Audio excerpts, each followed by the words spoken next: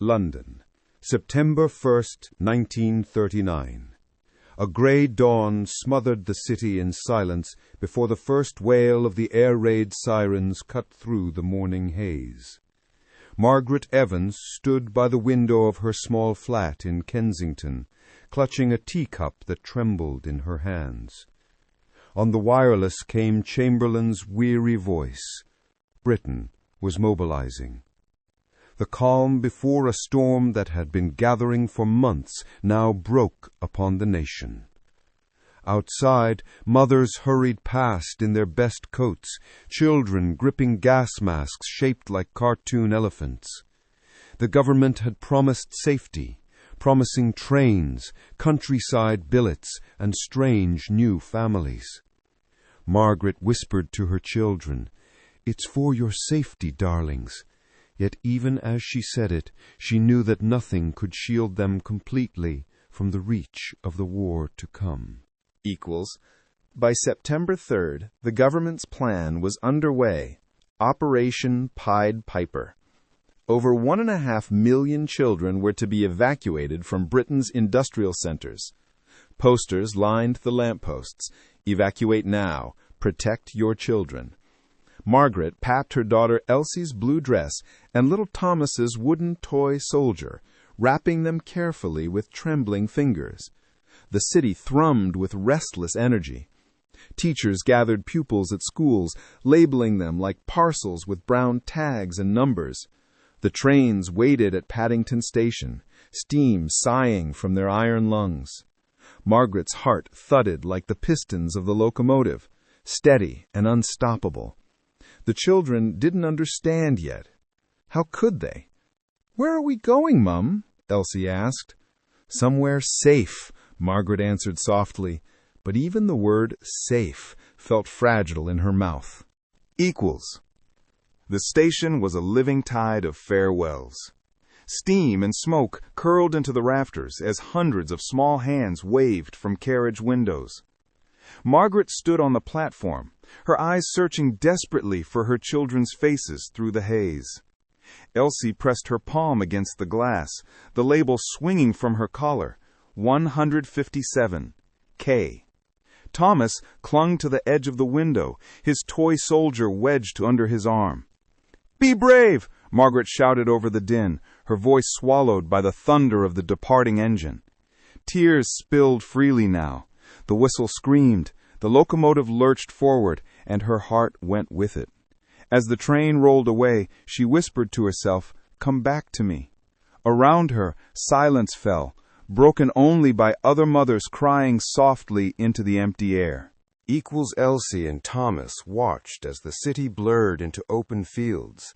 The grey old world of London gave way to rolling hills and hedgerows dotted with daisies. The countryside seemed eternal, untouched by bombs or fear. When they arrived in Devon, local volunteers ushered them through the small village square. A kind woman named Mrs. Cartwright stepped forward to receive them, her smile reassuring but tired. "You'll be safe here, dears," she said, taking their hands. The farmhouse smelled of hay and wood smoke. That night, Elsie stared from her small bed beneath a patchwork quilt, listening to crickets instead of sirens. Her brother whispered from the next bed, "Do you think Mum can see the same stars?" Elsie answered, "I think so. Maybe they're watching over us both." The silence that followed was heavy but peaceful. Back in London, Margaret walked through the streets of Kensington, now marked with sandbags and blacked-out street lamps. The government distributed gas masks and instructions for air raid shelters. Across the city, residents taped over their windows, bracing for an attack everyone feared but hoped would never come. The wireless reported that German forces had invaded Poland. Britain had declared war. As the Prime Minister's words echoed through the air, Margaret felt the world tighten around her. Each evening, she sat by the radio, whispering her children's names like a prayer. Bomb drills, blackout curtains, ration cards, All became part of the rhythm of life. Courage now, she told herself. But as searchlights probed the night sky above, she wondered how courage could fill the space left by her children. Weeks later, a letter arrived, smudged handwriting in uneven lines. Margaret tore it open with shaking hands. "Dear Mum, Mrs. Cartwright is kind. We feed chickens and help in the garden. Thomas lost his toy soldier, but says he'll be brave like Dad. We miss you. Love, Elsie." Margaret pressed the paper to her lips. For a moment, she could almost hear their voices again. She imagined Elsie's smile, Thomas's small hands reaching for hers. She folded the letter carefully, placing it beside her teacup as though it were something sacred. That night, as the first evacuee trains carried more children out of London, the city felt hollow. "Hold on, my loves," she whispered, her voice breaking. "Hold on until this ends." Somewhere hundreds of miles away, two children looked at the same moon, thinking the same words. By December, the sound of planes became the city's heartbeat. The Luftwaffe had not yet begun their full assault, but every distant engine sparked fear. Marguerite joined her neighbors in practicing air raid drills, clutching the mask issued to her months earlier. At night, she heard the faint booms from test sirens along the Thames. The war was still young, but its shadow loomed large. From a rooftop, she looked eastward, imagining her children sleeping under starlit Devon skies while the capital prepared for the coming storm. Please let them never see this, she prayed. Below, searchlights swept across the rooftops like spectral arms. The wind carried the faint echo of something more than fear. It carried resolve, a quiet vow that Britain would endure whatever came. Life in Devon unfolded at a slower rhythm.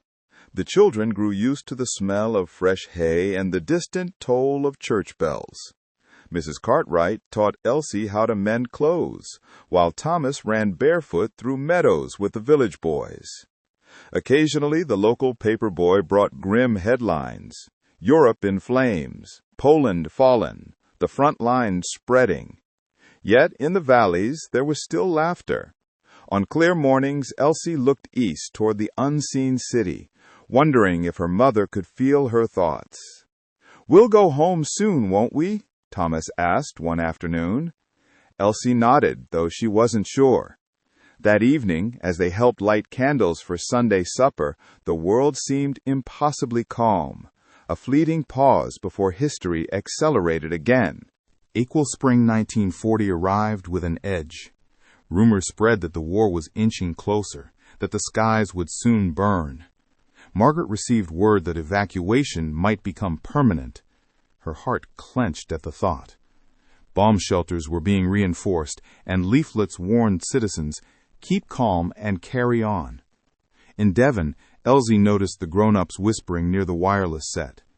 Churchill's powerful voice filled the kitchen one evening, promising defiance and victory. Thomas clutched her hand. "Does that mean it's nearly over?" he asked. She smiled faintly. "No, Tommy. It means we'll have to be brave a bit longer." As night fell over the countryside and the church bells tolled for prayer, both mother and children felt the same invisible thread of love stretched across a nation drifting further into war.